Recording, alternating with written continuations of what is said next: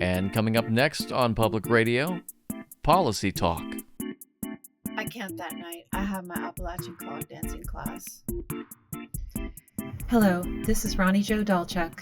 And I'm Helena Michaels. And you're listening to OSBA Policy Talk.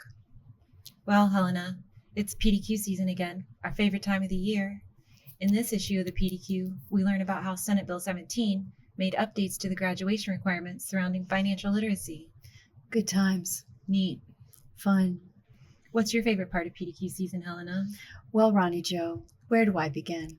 But I have to say that I enjoy reading the fascinating articles about the changes in the legislature and how they impact school district policy. It gets me really fired up. That's fun. Neat. Good times. What about you, Ronnie Jo? What about this issue of the PDQ has got you all fired up?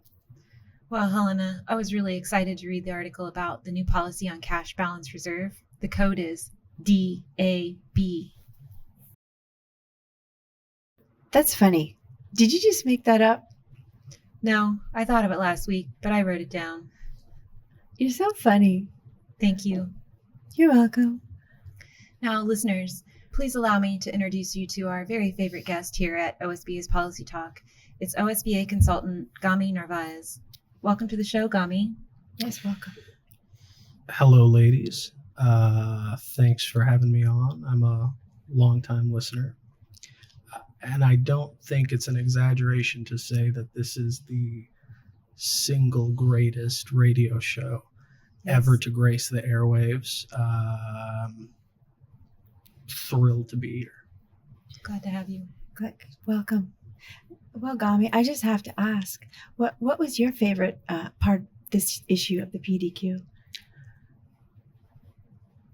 Probably the policies, Helena. Yeah. Of course. Makes sense. Makes sense. Good answer. Good answer. Hey, look, we have a question in the OSBA Policy Updates inbox. Let's see what we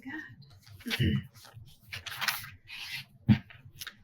This question comes from Sue Pearl, Intendant. She writes, I see a beautiful new OSBA sample for graduation requirements, policy IKF, attached to this issue of the PDQ. Nice. It is already so nicely formatted with red and green, and it was written by OSBA policy experts. I'm planning to put this OSBA sample document on the board agenda for their approval. Is that okay? Well, Helena, this is a common question here at Policy Talk. The districts do want to have top-notch policy, and they know that the OSBA experts write excellent example policies. But I'm not so sure in this case if it's a good idea to vote on an OSBA sample. Let's direct this question to our guest, Gami. Gami, what do you think of Sue's plan to vote on the OSBA sample document? Well, Ronnie Jo, Miss Intendant, is certainly on the right track. She ought to get new information about financial literacy into her board policy. But before Miss Intendant goes off the rails, so to speak, we should say a bit more about OSBA samples.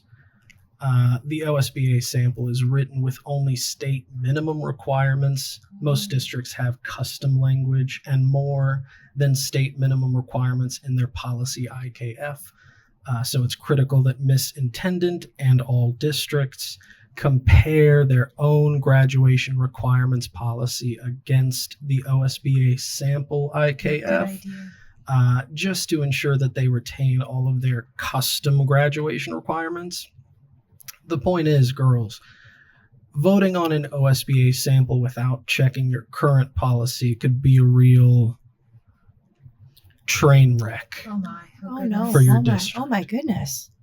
So if the board shouldn't vote on the OSBA sample, what should they vote on? Helena, the only thing better than that question is that stunning sweater you have on. Districts should look in their section I of their drafts for a copy of their own policy IKF to edit. Smart. Good idea. Oh, thanks, Gami.